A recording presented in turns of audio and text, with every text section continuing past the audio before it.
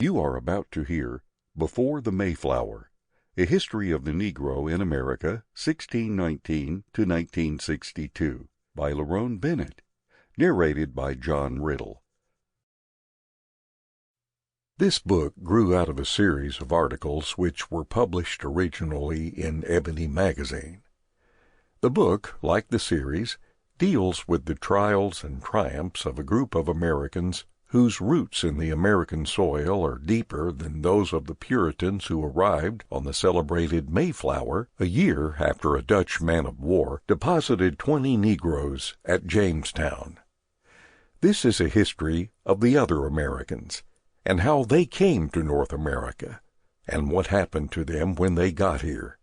The story begins in Africa with the great empires of the Sudan and Nile Valley, and ends with the second Reconstruction which Martin Luther King Jr. and the sit-in generation are fashioning in the North and South. The story deals with the rise and growth of slavery and segregation, and the continuing efforts of Negro Americans to answer the question of the Jewish poet of captivity, "How shall we sing the Lord's song in a strange land?" This history is founded on the work of scholars and specialists and is designed for the average reader. It is not, strictly speaking, a book for scholars, but it is as scholarly as 14 months of research could make it. Readers who would like to follow the story in greater detail are urged to read each chapter in connection with the outline of Negro history in the appendix. Without the help and encouragement of many people, this book would not have been possible.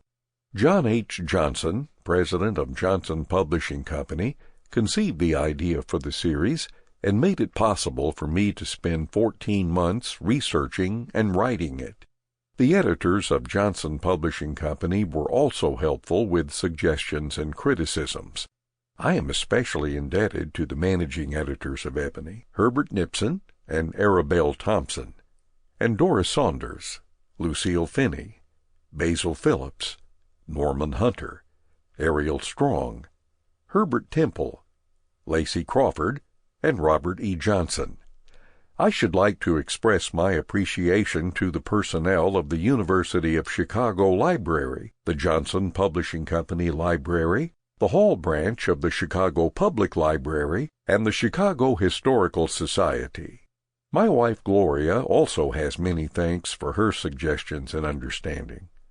Whatever virtues this book has are due to the help and encouragement of other people. The errors are my own. When this material appeared in Ebony magazine in an abridged form, a great many readers, Negroes and whites, were surprised by the depth of involvement of Negroes in the American experience. They were surprised, for example, to discover that Negroes were at Lexington and Concord, and that they stood with Andrew Jackson at the Battle of New Orleans, and with William Lloyd Garrison in the battle against slavery. The reader, I believe, will be astonished by the richness of the Negro's heritage. He will also perceive, I hope, that this story is relevant to the struggle of all men, and that it is a moving chapter in the whole human drama. Lerone Bennett, Jr., August 1962, Chicago, Illinois. Chapter 1. The African Past. What is Africa to me? Copper sun or scarlet sea? Jungle star or jungle track? Strong bronzed men or regal black? Women from whose loins I sprang when the birds of Eden sang. County Cullen.